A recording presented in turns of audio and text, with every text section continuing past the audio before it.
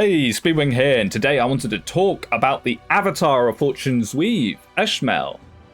Or are they actually an avatar? Well, considering they're on the front of the box art with a variety of genders, most likely. But the thing that has thrown me for a bit of a loop is that everything about Eshmel screams, "This is an avatar unit."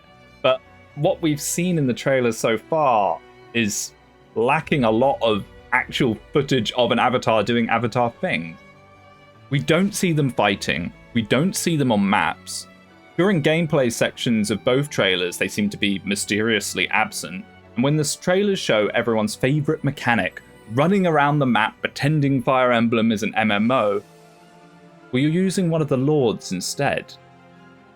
So what's going on here? Well, I have three main theories. Option 1. Eshmel is the avatar from the start, but they're currently hiding that from the marketing for some reason.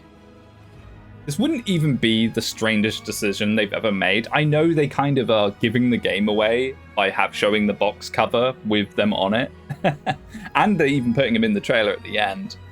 But when Free Hopes came out, they intentionally portrayed Shez as if Shez was going to be the villain, and then did a bit of a switcheroo later on. So they could be doing something weird here as well. Try and drum up some hype and theories, videos like this one perhaps. So there's something that I hate to use as a form of evidence, but there was an old 4chan post based on the first trailer of the game. And someone noticed that on the minimaps, there's always a character hiding away out of focus. With the theory behind this being this is a character the developers intentionally did not want to show, but were unable to deploy, aka an avatar unit. Now, this is a ropey theory at best, but just out of interest, I decided to go to the second trailer we got and see if this still holds up. And funnily enough, it actually does. In both the minimaps that we see in the second trailer, there are player characters off screen, out of sight. So there could be an avatar just standing there. The problem with this, though, is it doesn't explain why the footage is shown of us running around as the Lords. So unless there's some way of choosing which character you run away as, this starts to get a little bit thin at the seams. Option 2. Eshmel is not a playable unit at all. Instead, they would fill a similar role to Sophis in Three Houses. They'll be present throughout the story, but instead offer the player advice, talk about things going on, maybe have some kind of impact in the events of the game. Perhaps they are how the player will use the turn wheel, which we still haven't seen yet, but you and I both know it's definitely going to be in the game. In this scenario, Eshmel would play more of a sort of Mark role, like from Mark from FE7, where they're a representative for the player without actively being part of the main plot and the main interactions of characters in the game. This would honestly be my favorite result if this was the case. I'm really not a big fan of the avatar coming in and being the main attraction. Eshmel being a literal angel might put a bit of a dampener on that though, so we'll have to see. And just as a side note on the angel thing, I think the whole angel versus demon with Byleth being the Ashen Demon is a little bit on the nose. Yeah, if they went with this option, it means that we would have a lot more emphasis on the lords and characters of the game as opposed to the avatar, which would be fantastic. However, I think perhaps the most likely theory of all is theory number 3. Theory number 3 is that Eshmel is not in the game at the start of the game.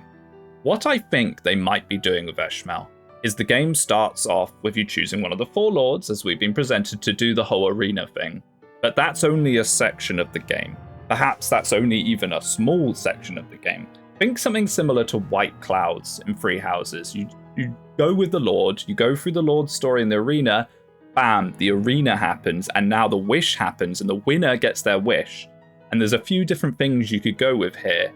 But I think whatever's going to happen at the end of the arena arc will be what then causes Eshmel to enter the story.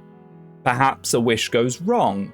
Perhaps the Lord that made a wish gets horribly corrupted and now Eshmel needs to come down. I mean, that would be really cool. We're starting to enter complete fan fiction, Speedwing fan fiction territories here.